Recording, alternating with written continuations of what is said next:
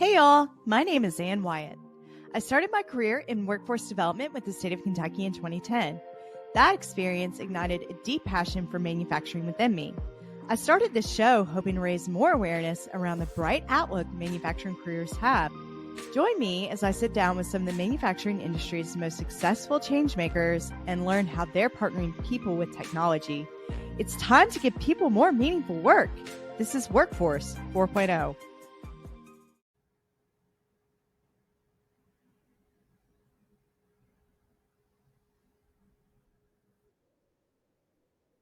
This is your host, Ann Wyatt, and we're super excited to wrap up the season 9 of the podcast with a very special guest and friend of mine, JPiller from JPiller Consulting. John, I've known you for a few years now, and I'm really excited about this episode because I just feel like we're just going to get on here and riff and just shoot the breeze. You know what I mean? And it's always so great talking to you. You've been such a great friend of mine. But you're also pretty well known in the community, on the interweb, and in manufacturing, automation controls. So it's really cool to have you on the show and talk with you. But in the event that other folks, maybe they're just now learning about the amazing JPiller, can you give us a brief introduction of yourself? I can. Thank you, Ann.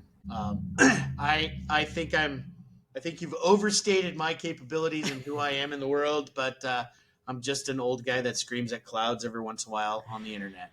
I am JPiller. This is JPiller Design and Consulting you're looking at now. We call ourselves JPDC.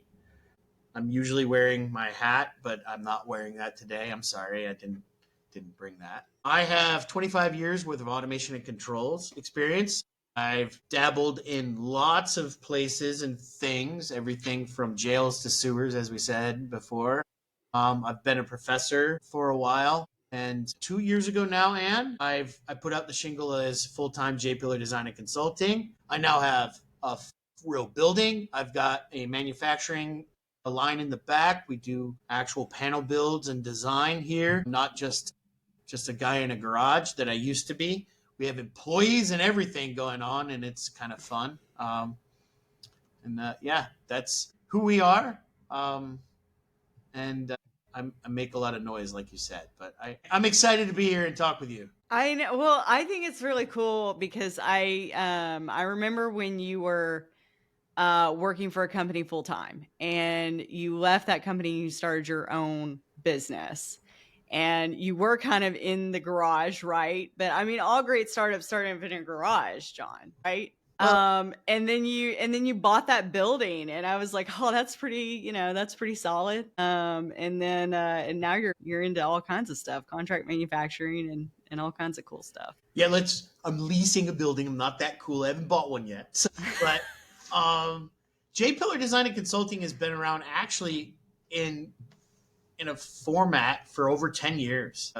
The LLC's been running since 2010. I used it as a place where I could tie and connect with the community as I was a prof. So I was a professor from 2011 until 2019. And so that was why it existed. And it was me in a garage in my basement because it was just during the summer, right? During that time. So I was working for a manufacturer and doing automation and controls for them. And we had some opportunities, and you and I actually crossed paths during some of that really strong opportunity. We were on the phone for the daily for a while, and I missed that. Oh, I know. That was good times. JP. It was good times. But I love your passion for teaching and being a professor as well. And I think that's really cool. But we'll get into more of that. As the conversation progresses here. But John, I'm just not any stranger to social situations, karaoke, happy hours, things that involve beer or hanging out with people, right? So, and I think there was a time, that you probably, I'm pretty sure, I'll have to check my notes here, but I'm pretty sure that you owe me a karaoke song, John. I owe you an actual song. Yes. We have to cross some. We have to get physically in the same space for that to happen again. But you're way so far south. I'm up here in the cool north up here, in the South Bend. Well, we can do that. What you want me to sing a song, huh? I know. I just need to know, like, if we were when we were getting together for karaoke, what song are you gonna sing? Well, I'm Johnny. So The Devil Went Right. Down to Georgia is one of the songs and then what's really cool about that song is my son is Johnny number 3, right? And he plays a fiddle. He claims that it's a violin. I have told him that it is not a violin. That is a fiddle. Well, in Alabama, it's absolutely a fiddle. Yeah. Well, Yeah. and my daughter Clara, she plays what she calls a viola, and I'm like, no, that's a bass fiddle. So Yeah. Yeah. We know over in Athens, which is, it's over off of 65 there.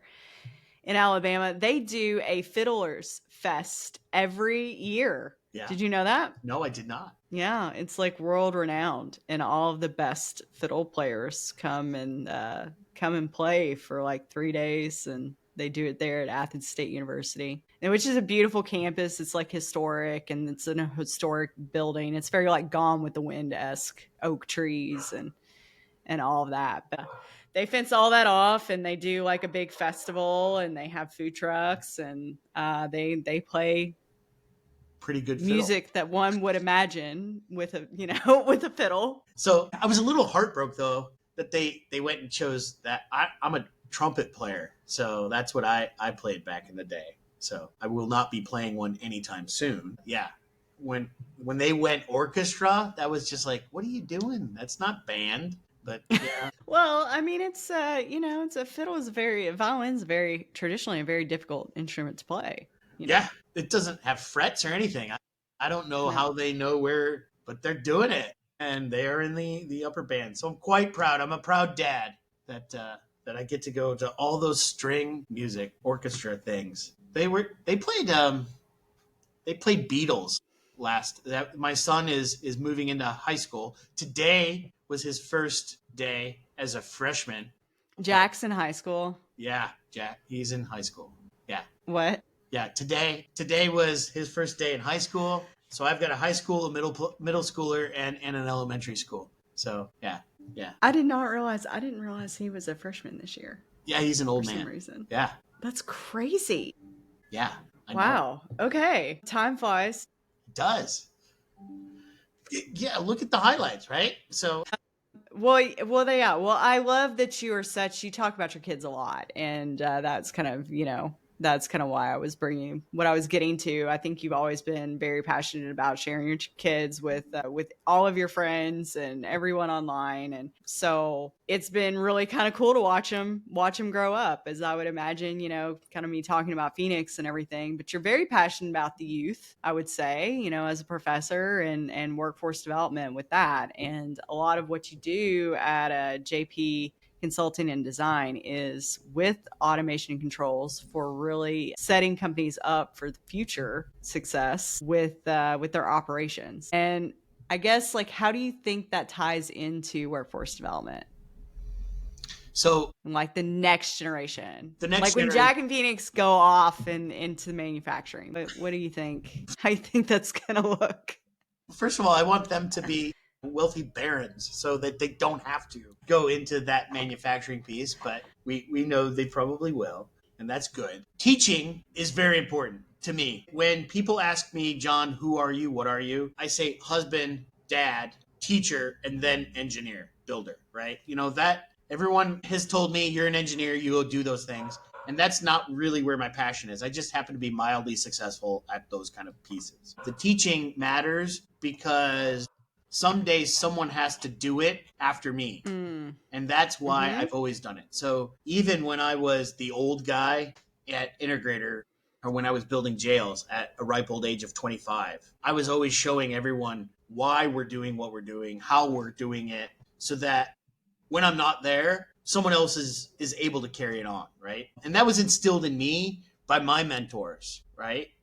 I had two really important mentors, three really important mentors growing up. One was a high school teacher, so we can talk about him later. But in as far as workforce development and my industry experience, as an intern, I had a gentleman named Otto Taylor who took me under his wing and showed me how to do electrical construction, right? That was where I started. And then he sent me to go work for a guy down in Houston, Texas. I was a Texan for all of about a year. There, Frank Didone, I call him lovingly Old Man Frank, also took me under his wing and taught me a lot about what it meant to be a good businessman, good estimator, good project manager, good electrician along the way, right? Frank had an electrical license that was double digits, right? That's how long he had been doing it. His electro, yeah, he actually took his dad's when his dad passed away, but that's how early and long term that he had been doing electrical work, right? And showed me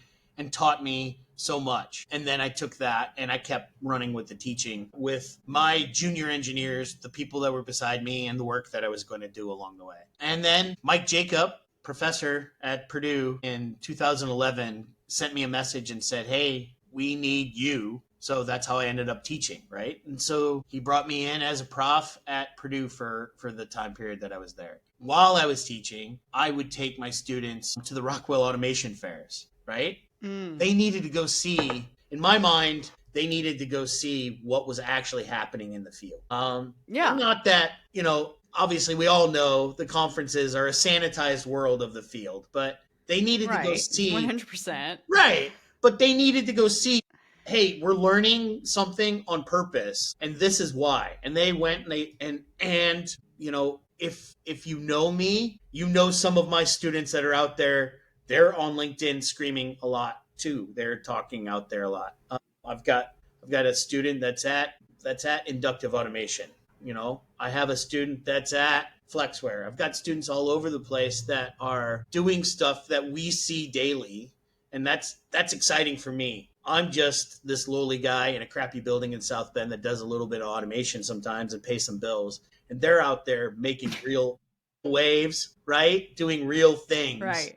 And that's cool. So I don't know if that really answered your question there, Anne, but I teach because that affects the future, right? How do I continue to be relevant later? It's because somebody learned something under me and then expounded upon it. That's how you multiplex your energies. That's how you do good work. I want to go to bed every night knowing that I did some good work. I fail miserably all the time, constantly, but there's some good work that happens out of it, and teaching is always a place where that can go further. I love that. Yeah. I mean, I think it's really right. I mean, we talk about adulting a lot, but I mean, sometimes you feel like all you do is fail. And I love your passion for teaching because, it is all about the next generations of the workforce and how we're setting our future generations up for success, right? And how they're solving problems. I think it's got to be cool. Like, I never thought about that with teaching. Like, if you're teaching your students and then they go out and they like, what is that like watching them succeed and figure out problems and make noise like so many of us do in this space? I mean, it's fun, it's scary, right? Hey, did they actually learn something? Yeah, they did, right? They're succeeding, they're doing great things. It's a little demeaning in a way, but they're all kids of mine, right? That was the big piece. And you got to understand, I was a professor with Purdue, but I was only in West Lafayette for a year. I taught most of my time here at an extension in South Bend, and there were only 3 of us that taught electrical. And so I had 35 different named courses that offered a full bachelor's degree, and I added a master's degree there, right? So I had students from their freshman 101 class all the way through their senior design. And we were family here, right? I knew their mom's name. I knew their boyfriend, girlfriends, right? Because they came through, right? And I watched them grow. There's one student, he's down in the Ozarks right now. He will tell you the story that I saw him freshman year and he was scared. I mean, he didn't know why he was in college. He just knew he was supposed to be there. And he was scared. And I walked up behind him. Who did that? No, I walked up to him and I was like, "You're scared, aren't you?" And he was like, "Yeah." I go, "You got here on your merit. You'll stay here because of your merit. You'll be okay." And he did, right? He's winning. He's got a set of twins. I've got grand students from him, right? You see what I'm Kinda. saying? Yeah. And he will still tell that story. Pillar, you told me I was scared, and I was, and that's just cool, right? That's cool that he's succeeding. He's raising the next generation, and he's doing it because he got a kind of a good education from a jerk that got him his degree, and he's winning himself, right? I'm just kind of an asshole who's mildly good at sharing some information and helping someone else move forward and get better than I am. JP. Yeah. But JP Design and Consulting, right? We also do teaching, right? We do engineering and all that, but I partner with Purdue, and I do industrial maintenance classes, right, with the Purdue MEP. And so that's where I was today, actually teaching a intro to the third level of an intro to electrical to a group of maintenance guys. We have intro to electrical. We have PLC, basics PLC, right, that we teach for that. And then I've got a company that I work with nationwide that I teach standards and practices, UL 508, NFPA 79, and those kind of courses. I did that. I was down in Kansas City, I think last time you and I kind of talked. Oh, yeah. I was teaching that class. What was I teaching there? Yeah, it was UL 508 and 79, NFPA 79. I've got a power and harmonics course that I've taught to classes in national that, I go out and do things, and a few other courses like that. And so that's a part of what I do here while we're building machines and doing some smart manufacturing and keeping things rolling too. Yeah, That's awesome. teaching is. I know. I love how dedicated you are to it, to teaching. I don't have the patience, JP. I don't have the patience. I think you know that about me. I don't have the patience to teach. When it's disheartening when I'm like today I was lecturing and it was the end of this series, right? And today's class was about logic, and I was telling a group full of maintenance guys about and OR gates. Okay? They don't give a flying flip about and OR gates. And then I had to teach them, talk to them. I'd teach them as relative, right? I had to talk to them about how to count in decimal, binary, and hexadecimal, okay? But then you round it out. Right. You round it out and you bring it back and you show them, hey, we did this and the stuff about Ohm's law and Kirchhoff's law, in part one of this. And here's the relay logic circuit. And so this afternoon, I gave them, they were really then seeing why they were wiring up some relay logic circuits and doing that in the trainers that we have. And they were like, that's why it exists, and they know what a start-stop circuit is. They've been doing start-stop circuits forever, right? They have lots of machines that are making widgets, right, every day. And they've been succeeding in that since they were 17. Right? Now they're old guys now, right? But they didn't know why, right? There's a little bit of a why that I gave them, that engineering piece of why, right? And I make fun of myself all the time. I'm like, I'm just a dumb engineer. I don't know what I'm doing. You guys are doing the real work. Right. And then all of a sudden they're like, boom. And they see and understand why they're doing what they're doing. Right. And I think there would have to be a large element of that in any engineering degree. The why, answering the why. 5 why. I've talked with them about, I would give them this piece. And if you sit with me long enough, I'm going to start talking to you about currents and magnetic fields and all these weird things, right? That's what my master's degree was in. And why an induction motor works. And they're like, but what's an induction motor? I just run motors. And I'm like, no, that's different than that motor. That's different than that motor. Here's the 3 types of motors. And I would go through, each morning that I start this class, I talk about, remember, we talked about that magnetic field. And today I go, so why does a transformer work? And they go, well, it induces a magnetic field, which flows a current, and then it passes it on to the wire. And I'm like, hey, you learned something. They're like, yeah, it's not just a black box that we put power to and power comes out. There's actual mechanical understanding to it. And when I talk to them about a control circuit, and I go, that control circuit that you guys use every day and your family uses every day, your kids and your wife, and they're like, yeah, which one? I go, well, the toilet. And that's a control loop problem. The float in the back, right? And all of a sudden they're like, oh. And then we started talking about that. They have an extrusion line. And I go, well, that's why the extrusion line does this stuff. It's just the same as your toilet. And then all of a sudden, boom. It makes sense, doesn't it? Because we're talking about toilets, right? And as dumb as that sounds, that's a computer, guys. And that's how I like to teach, is I can go down the route of telling them calculus, and one of them asked, what's a PID circuit? And okay, all right, we can talk about PIDs, but those don't matter. Let's just talk about how the toilet works and why that flush works and why the flap works and why the level sensor works. And where's the energy flow? Oh, it's just water pressure.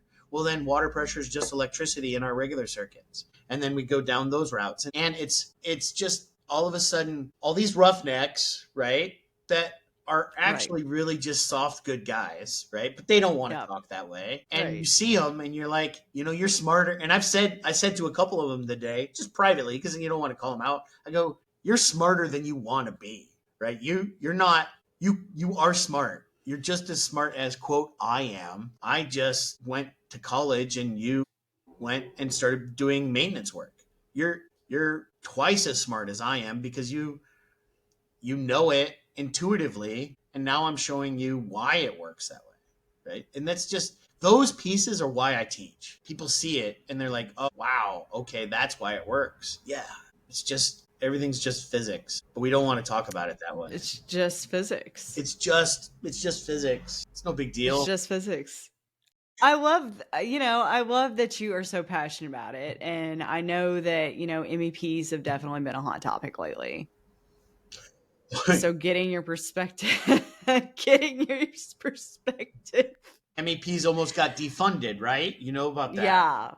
Yeah. Tell us a little bit more about your perspective on MEPs. In the role that you play as a teacher. If manufacturing is our cultural goal, which I don't know why it wouldn't be. I think it needs to be. I think it makes sense for it to be. I think the shutdown showed us that globalization is okay, but we're not fully capable of being cut off from it either, right? And we need to be able to make our own stuff. And manufacturing is how we make our own stuff. I also, I spent 5 years in startups, and I'm watching the venture capital and the SaaS stuff. And I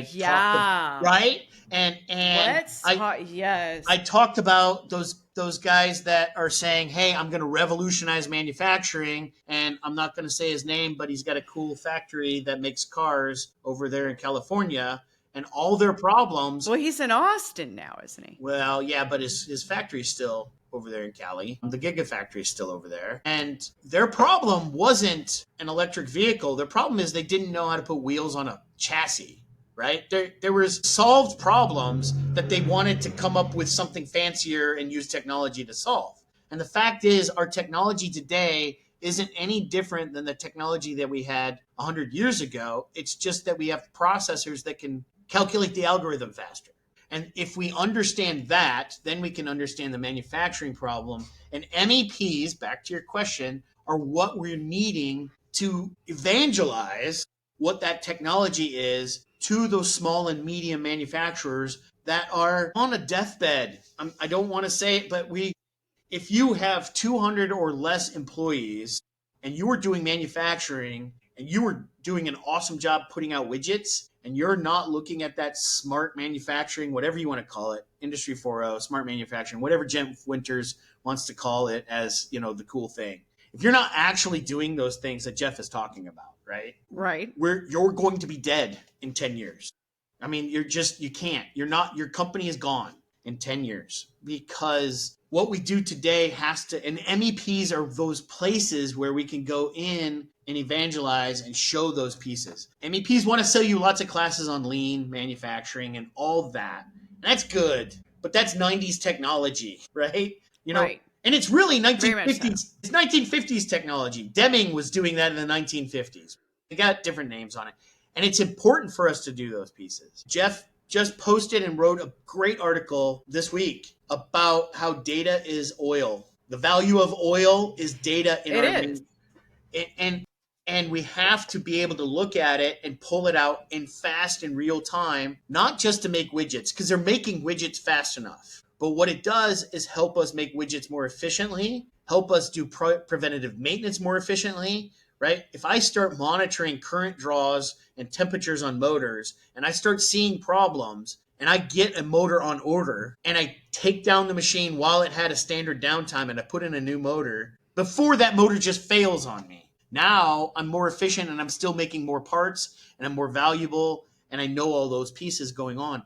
This is what that smart manufacturing will do, and that's what MEPs will help us just go out to those little manufacturers. And that's where, if I'm passionate about teaching, I'm also passionate about, let's get to a point where our small to medium manufacturers can be successful in 10 years. So that I mean, I agree with you on all this, and which is the basis of the show, Workforce 4.0, right? We have to like really find this way in smart manufacturing and collaborating with people. I mean, it's the only way, and a lot of this is so true. I think we're still struggling as humans to understand that your data is your currency now. I think we've totally hit that point, and I think that the average person is still struggling to understand that your data is now your currency, let alone your manufacturing facility. Your personal, we're past that point, I think. Well, and I mean, I'm using my kids' names here with you, but if you note, You're right. I call them, one of three pillars, two of three pillars, and three of three pillars, because that data, their name, right, their face, their stuff is their digital social security number. That's why I don't go out and talk about them in ways that others are. And I'm not judging other parents. You guys go do what you want. But Jack's currency in his face is or his want to be private is his value, right? And I grew up, we were talking about, you millennial, and I'm a Gen X, Zennial, whatever the heck I am here at a 79, 80, 1980, 1979 person. I grew up in a time and I made a lot of dumb mistakes, and nobody has proof of it other than me and my buddies that we can talk about it, but there's no digital proof of it.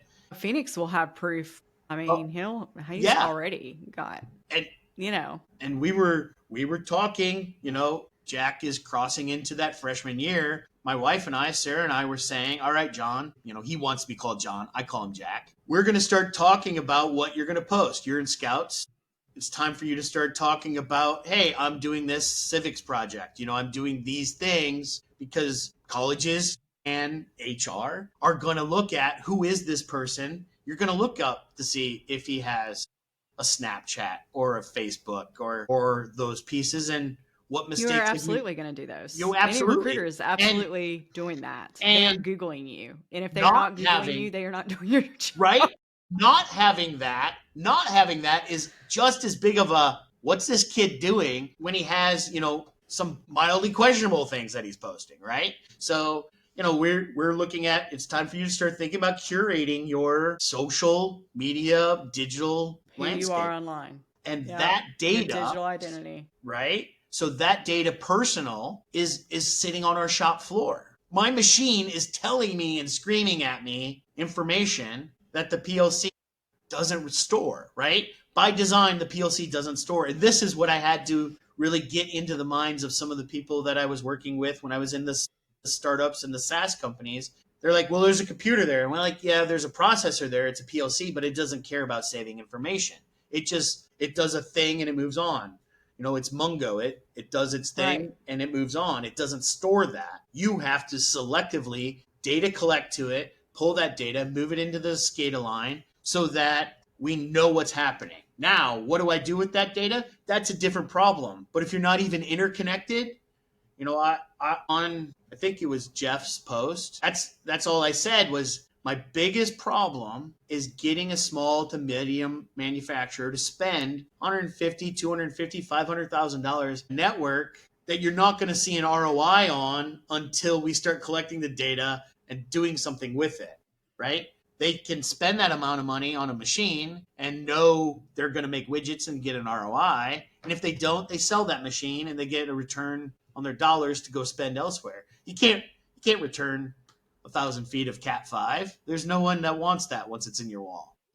Right. Nobody wants those pieces. But if you're not doing that and you're not moving forward with those pieces, and that's one of the offers that JPDC does, is those small to medium manufacturers can't afford a full-time controls engineer, shouldn't afford a full-time controls engineer, because you end up making me an overpaid maintenance guy, right?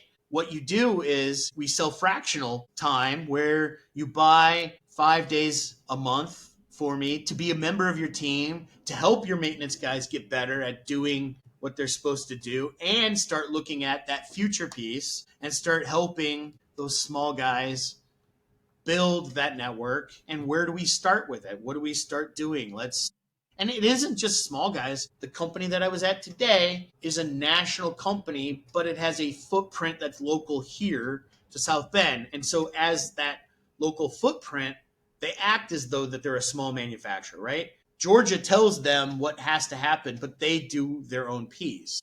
And so they can talk to me or other groups about what they're going to do for their data collection. They're doing a bit of data collection. They're doing a bit of data collection from a SaaS company that I had worked at, right? And they're doing a good job with that data collection.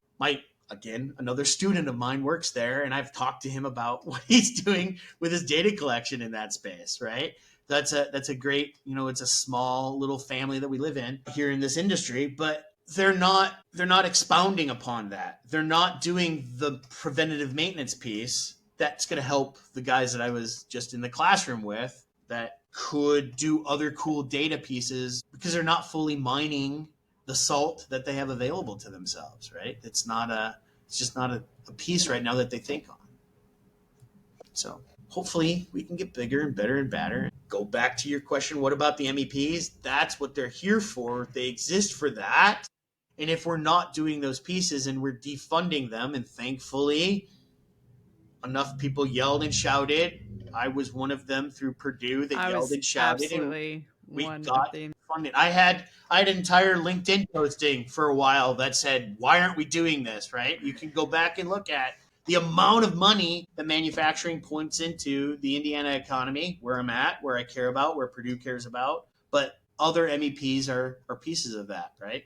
Right. Yeah. That I'm feel good about my decision to fuss about that. So yeah, for sure, MEPs are definitely worth saving. Well, I love how passionate you are about the industry. I love how passionate you are about the next generation of the workforce and teaching. But John, you're just really passionate about the next generation in general. And a big part of the reason for you being a guest on this show today is talk a little bit more about your recent endeavor. Yeah. And decision that I think we're very concerned. We're concerned about, because you say that you're jumping off of a building. It's only 7 stories. Normally, it's only 7 stories. Normally, John, I'd ask you to get help.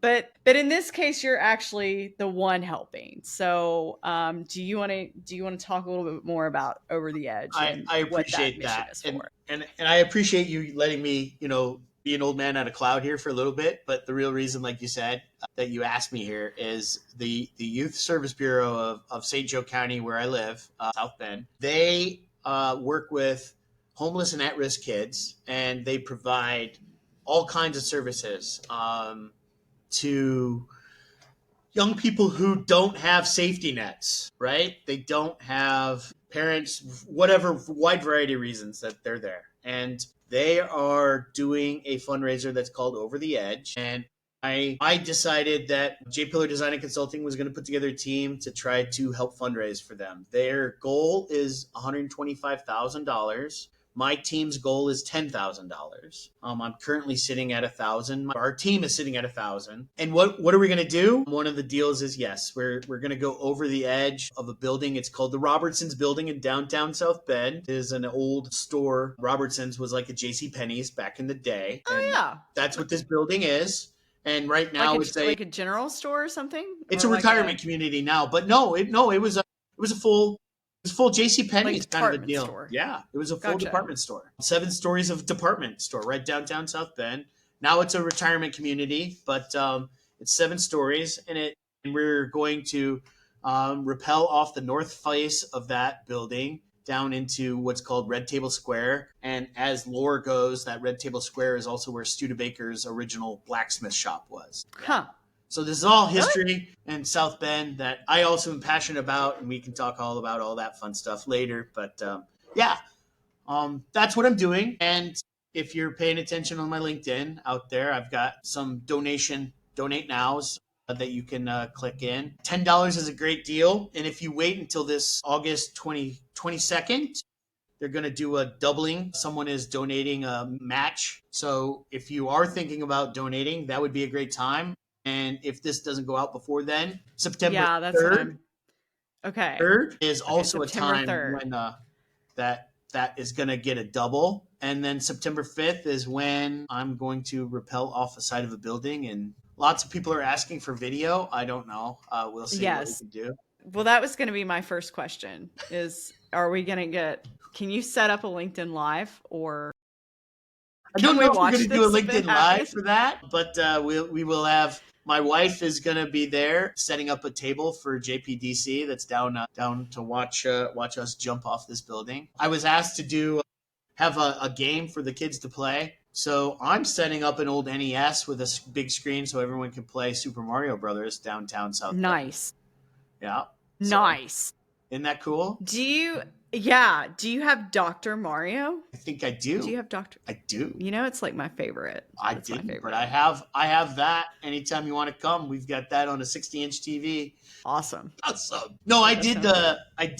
So when I was with Purdue South Bend, I did this. It's a first Friday downtown South Bend. So September 5th is the first Friday. We're doing dog days for downtown South Bend. But when I was with Purdue South Bend, we had a table that we would set up every once in a while down there, and they had a retro 80s night. And so I got my NES, my original NES working with my 19-inch TV from my bedroom back in the day. I had to find it in my parents' basement. And wow, the amount of people that stop and turn around when they hear do suddenly they stop and they're like, "What's that?" And I'm sitting there playing Mario, and they're like, "I get next." know what it is. Yeah, there were so many people that are like, "I get next," and they were just rolling and playing old school Mario, just original, right? Yeah, that's awesome. Love that. So love that so Youth Service Bureau, they're an awesome place. They're working for our future. Because kids deserve the best that we can give them. And so I thought that this was a cool way for JPDC to offer to our community. I've rappelled before. It's repelling. It's not a big deal. It's only 7 stories. It's repelling. Repelling's really not that big of a deal. It sounds a lot. It sounds very dramatic when you tell us you're going to jump off a building. Other than that. Well, I think the most recent post showed a picture of the building that we're going off. So it's perspective, right? It's a big perspective, but yeah, it'll be fun. It'll be a fun thing to do. It will be fun. And if we're interested in donating, there's going to be a link in the show notes. Awesome. So if anyone is interested in donating, you can click on the link in the show notes. Otherwise, JP, I appreciate the time today. I really do. It's always great and fun to catch up with you. Love our deep dive conversations. For anyone that is interested in reaching out to you and also having a deep dive conversation on automation, machinery, and maybe even some contract manufacturing, which we didn't even get to talk about today, what is a good method to reach you? Best way is on LinkedIn. You can find me there and DM me in that, or you can email and get a hold of me at jpillerdc.com. JPillerdC.com.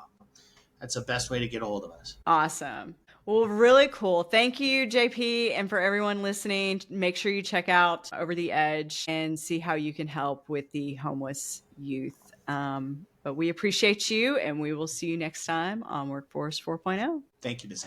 Ann.